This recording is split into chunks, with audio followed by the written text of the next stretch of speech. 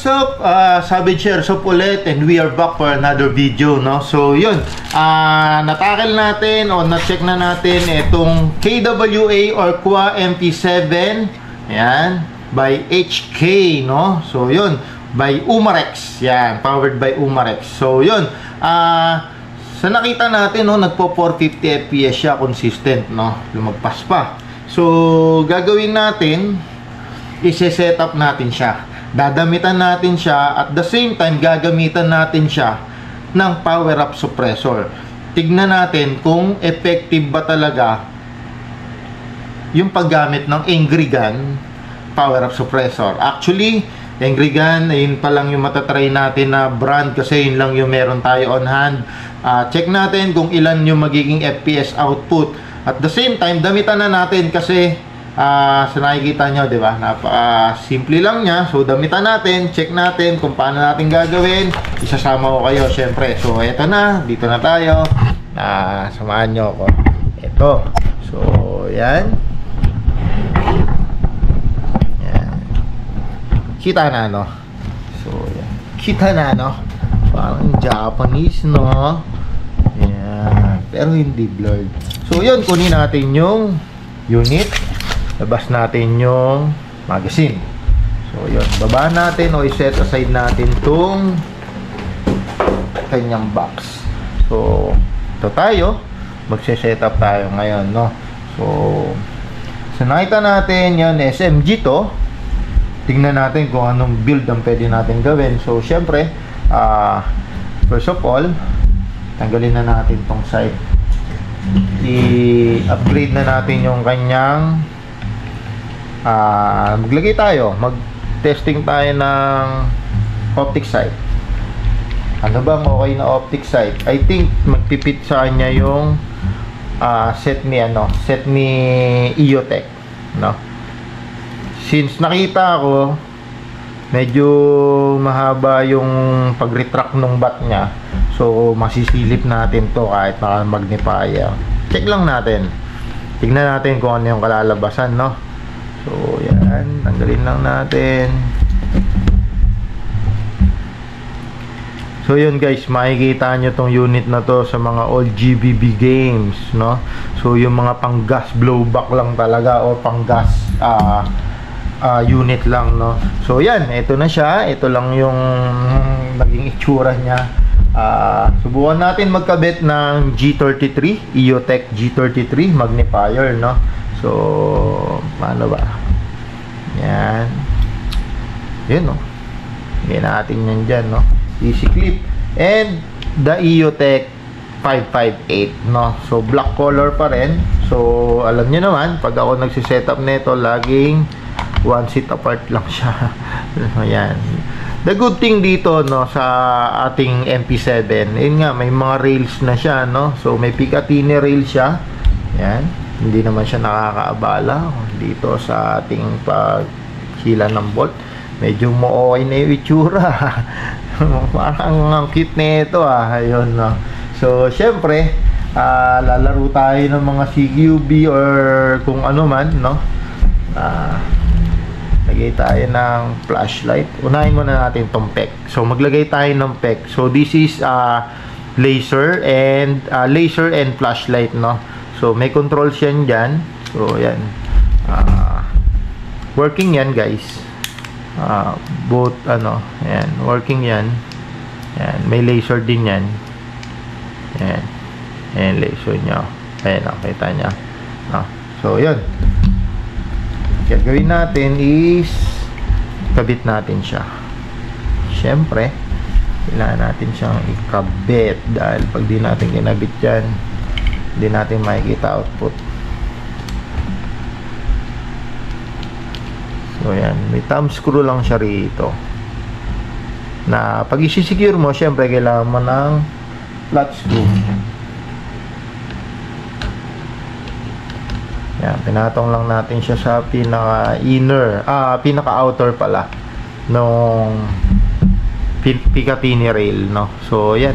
Kasi para yung shadow nung, malesen, no? So, syempre, magkakabit din tayo ng M300 na flashlight. So, dito natin lagay. Toolless lang din yan. Eto guys, idea lang to pagka nagse-setup kayo, no? So, yan, no? Ang liit, ang compact, pero grabe, no? Syempre, hindi lang ganyan yan. May magpapapogi dyan. Relax lang kayo. Bali, ito, maglalagay tayo ng switch. Syempre, pang mayaman, di ba? Nalagay tayo ng switch.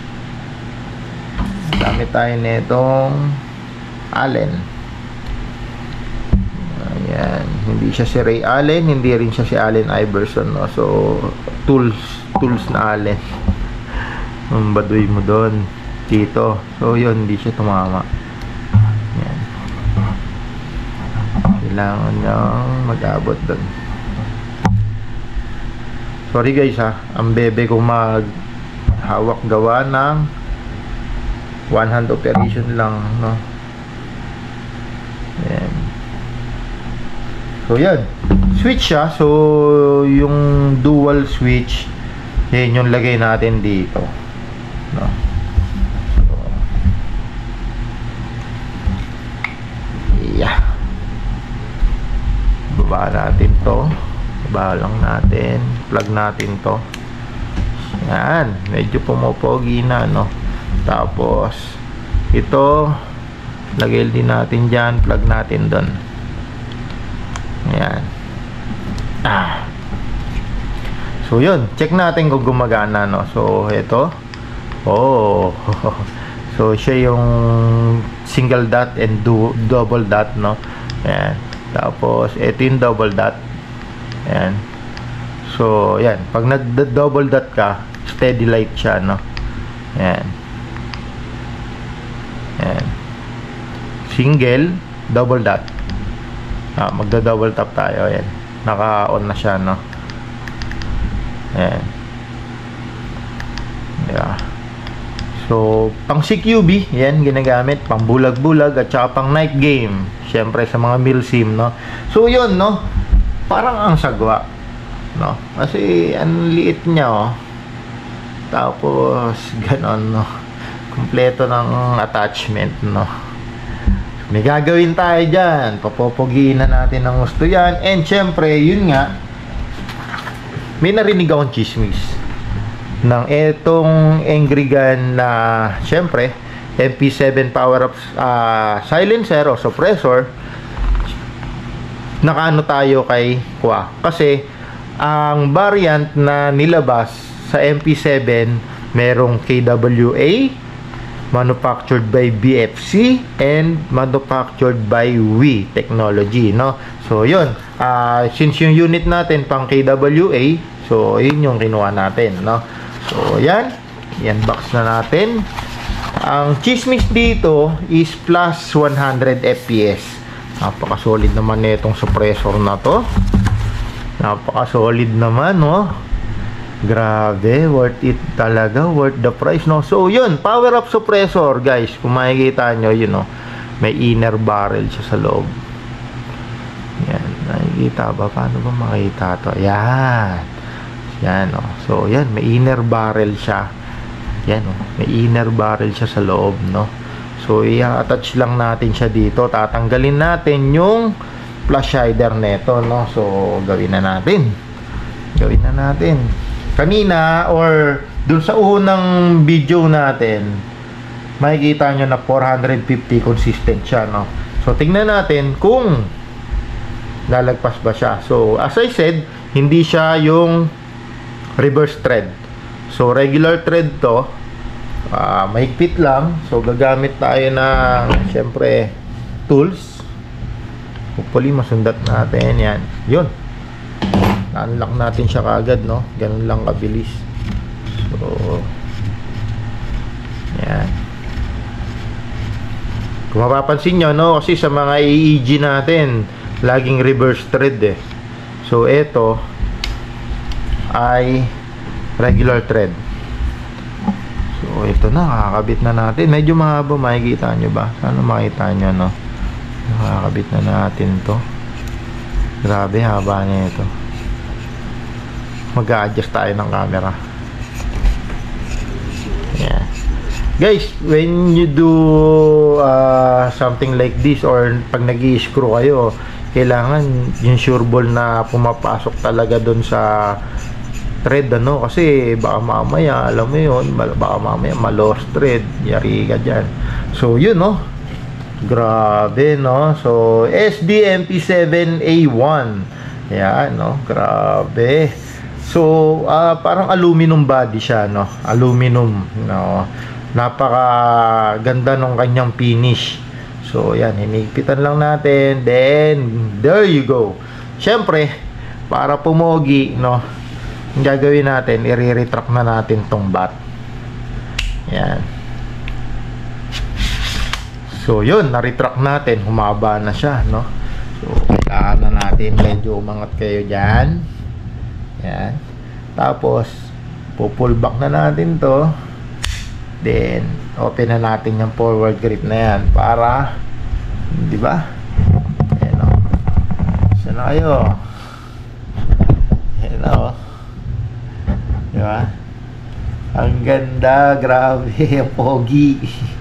So check natin ngayon yung FPS nya with power of suppressor, no? So syempre, check natin to. Maglalagay tayo ulit ng 0.2 o 0.20 BBs, no? Lagay tayo. Ano tong guhit na to? Okay, wala. Siyempre, lagi nating aayusin pa rin, no? Magaya ng ginagawa natin sa mga pistol natin. Sorry guys, nasa taas na nga pala kayo. Yan.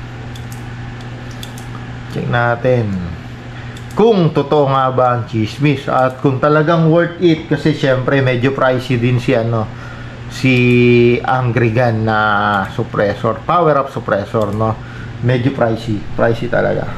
Pero syempre pag gusto mo ginagawa mo, walang presyo yan, no? Blanco ka dyan. So yun, shoutout ulit sa mga patuloy na nakasuporta at nakapollow sa atin, nanonood sa atin. Yan, shoutout din sa mga bashers natin. Maraming salamat po sa pagsubaybay, no?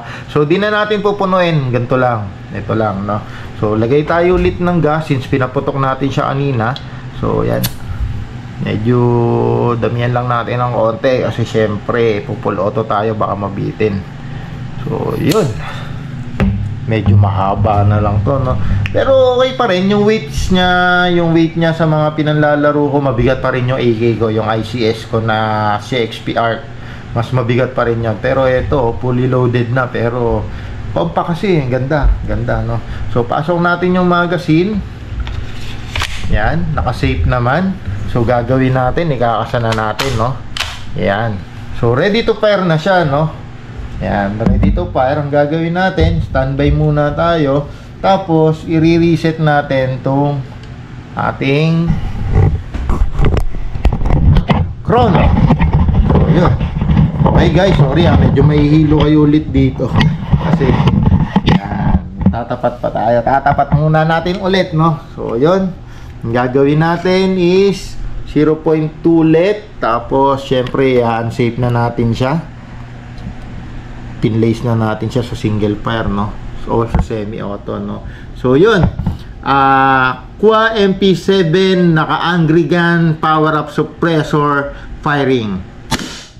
Sheesh, parang totoo nga yung 100, parang totoo nga yung chismis, no?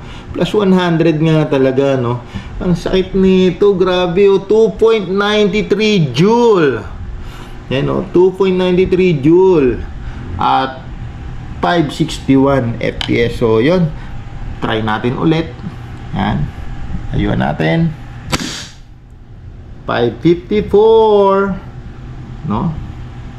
Masumolid yung tunog. Grabe, masumolid yung tunog. Yan, grabe.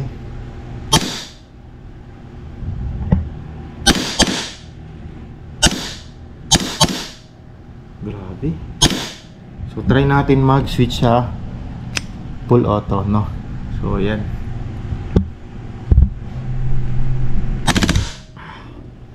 Grabe. Grabe to. So So yan, switch back tayo dun sa ano. Grabe yung ROI po, 15.9.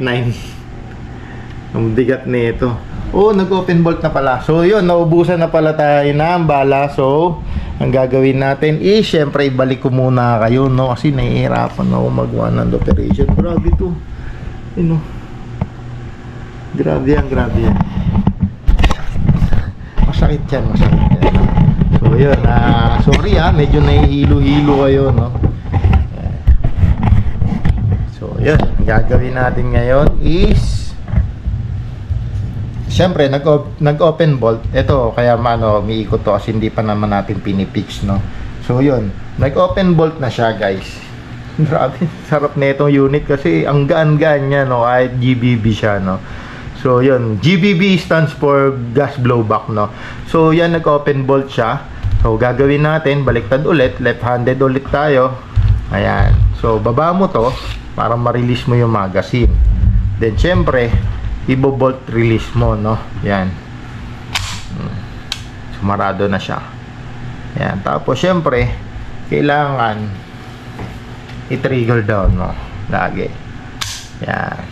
Yan. Tapos balik natin sa safe para always safe, no?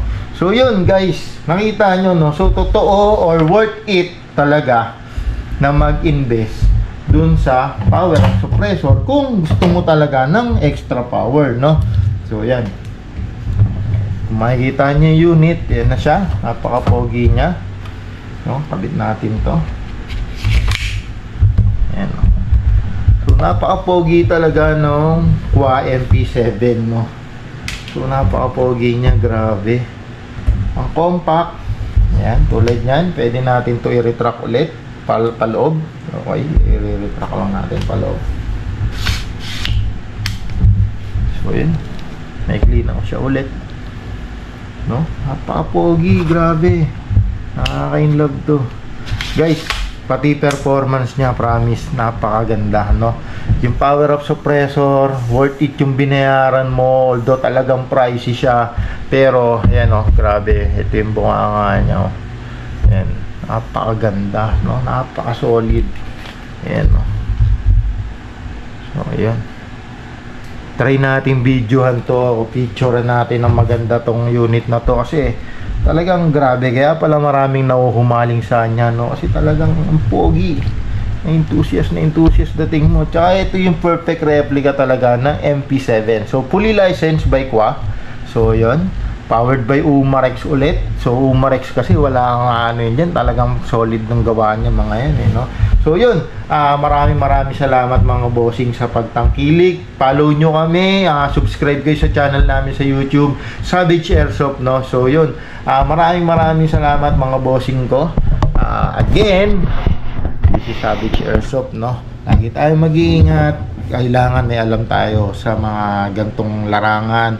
Kailangan alam natin kung paano dumipensa, alam natin tactical, pang-enhance yan ng mga strategy, pang-enhance ng utak, exercise, no? So yun, kailangan may alam tayo sa ganito, lalo sa mga ganitong sitwasyon, sa ganitong mga panahon, no? So yun, maraming salamat ulit. Maraming salamat po.